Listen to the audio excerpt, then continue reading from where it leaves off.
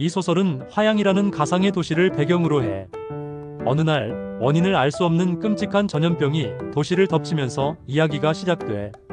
눈이 새빨갛게 변하고 온몸에서 피를 흘리며 끔찍하게 죽어가는 병, 빨간 눈병이라고 불리는 이 병은 개와 사람 모두에게 전염되는 인수공통 전염병이야. 정부는 이 병이 외부로 퍼지는 걸 막기 위해 극단적인 조치를 취해 바로 도시 전체를 봉쇄해버리는 거지. 인구 29만의 평범했던 도시는 하루아침에 거대한 감옥이 되어버려. 전기, 수도, 통신이 모두 끊기고 식량과 생필품은 바닥나. 28일이라는 시간 동안 고립된 도시 안에서 사람들은 생존을 위해 처절한 사투를 벌여. 이 과정에서 인간의 밑바닥, 그 적나라한 본성이 남김없이 드러나게 돼. 이 지옥 같은 28일 동안의 기록을 작가는 여러 인물의 시선을 번갈아 보여주면서 아주 숨막히게 그려내.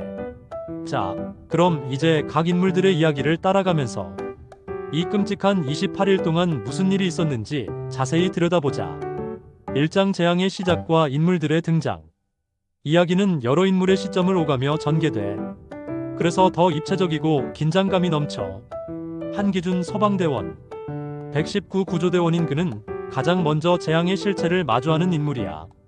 그게 번식장에서 시작된 최초 감염자를 구조하러 갔다가 끔찍한 병의 증상을 목격하고 동료들마저 감염되어 죽어가는 걸 보며 충격과 공포에 휩싸여. 그는 끝까지 소방대원으로서의 사명감을 지키려 하지만 극한의 상황 속에서 점차 변해가. 서재영 수의사. 유기견 보호소 드림랜드를 운영하는 수의사야. 그는 과거의 상처를 안고 동물들에게서 위안을 얻으며 살아가는 인물이지. 특히 링고라는 늑대개와 그의 짝 스타에게 깊은 애정을 갖고 있어. 전염병이 퍼지자 그는 사람들을 피해 드림랜드의 개들을 지키려고 고군분투해. 재앙 속에서도 생명의 존엄성을 지키려는 그의 모습은 소설의 중요한 축을 담당해. 김윤주 기자. 한진일보 기자. 처음엔 재영의 드림랜드를 개장수라며 비판하는 기사를 썼던 인물이야. 하지만 취재를 위해 화양에 들어왔다가 봉쇄령 때문에 갇히게 되고 재앙의 실상을 직접 겪으며 생각이 바뀌어 재영과 함께 행동하며 그를 이해하게 되고 점차 사랑의 감정을 느끼게 되지.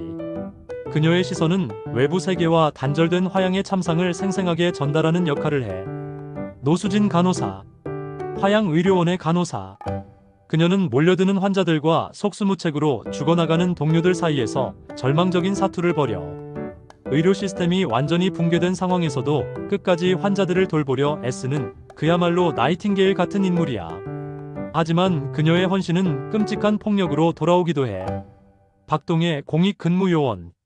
이 소설의 악을 상징하는 인물이야. 잘난 형과 여동생 사이에서 늘 열등감에 시달렸고 아버지에게도 인정받지 못했어. 사회의 규범과 질서가 사라진 화양에서 그는 내면에 숨겨져 있던 폭력성과 잔인함을 마음껏 분출하기 시작해.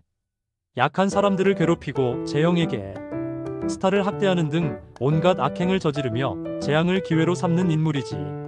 링고 늑대개. 이 소설의 가장 특별한 화자야. 바로 늑대개 링고의 시점에서 이야기가 서술되거든. 링고의 세계는 냄새와 소리, 그리고 자신의 짝스타에 대한 절대적인 사랑으로 이루어져 있어. 그는 인간들의 폭력으로 스타를 잃게 되고 오직 복수만을 위해 살아남아. 링고의 시점은 인간 중심의 세계관을 벗어나 재앙 앞에서 모든 생명은 평등하다는 메시지를 던져줘.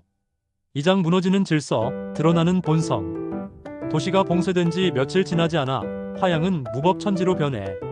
상점은 약탈당하고 사람들은 식량을 구하기 위해 서로를 공격해. 군인들이 도시 외곽을 지키고 있지만 그들 역시 공포에 질려있기는 마찬가지. 생존을 위한 투쟁.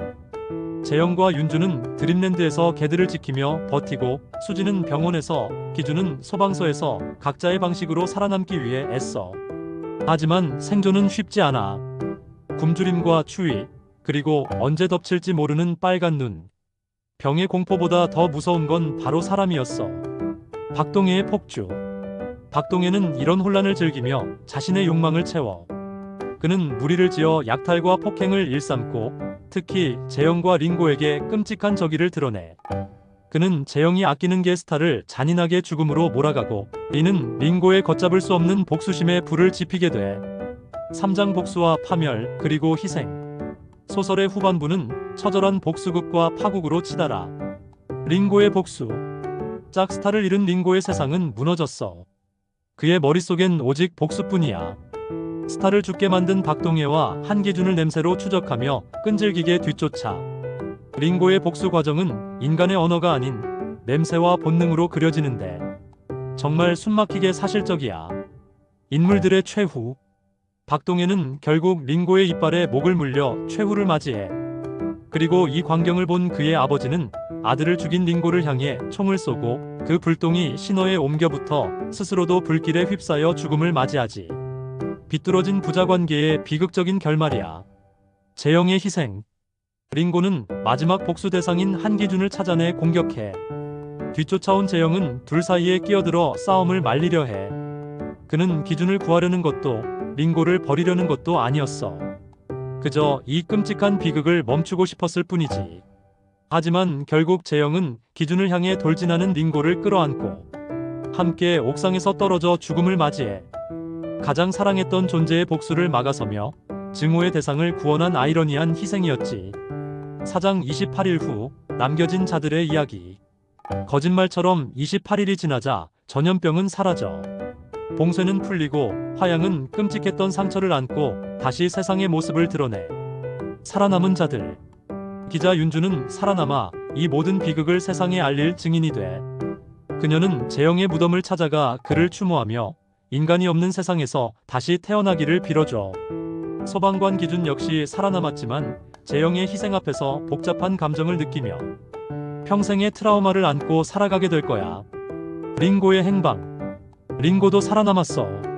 복수는 끝났지만 그의 세상은 이미 폐허가 되었지. 그는 홀로 어디론가 사라지며 소설은 막을 내려. 글쓴이가 말하고자 하는 핵심. 정유정 작가는 28을 통해 재난이라는 극한 상황에 던져진 인간의 본성을 적나라하게 파헤치고 있어. 인간은 무엇으로 사는가? 사회 시스템이 붕괴되었을 때 인간을 인간답게 만드는 것은 무엇일까?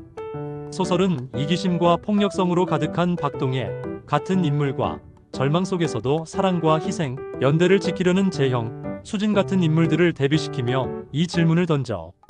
생명의 무게. 작가는 인간뿐만 아니라 늑대계, 링고를 주요 화자로 내세움으로써 인간 중심적인 사고방식을 비판해. 재앙 앞에서 모든 생명은 동등한 무게를 가지며 살아남고자 하는 욕망 또한 같다는 것을 보여주지. 진정한 적은 바이러스가 아닌 인간. 소설 속에서 사람들을 가장 위협하는 것은 빨간 눈, 병 바이러스 자체보다 공포에 사로잡혀 이성을 잃고 서로를 해치는 인간이야. 작가는 재난 상황이 우리의 가장 추악한 모습을 어떻게 끌어내는지를 냉정하게 보여주고 있어. 결론적으로 28은 단순한 재난 스릴러가 아니야. 인간이란 무엇인가, 생명이란 무엇인가에 대한 아주 근원적이고 묵직한 질문을 던지는 소설이라고 할 수 있어. 친구야, 이제 28의 세계가 좀 그려지니? 정말 강렬하고 오랫동안 기억에 남는 이야기지.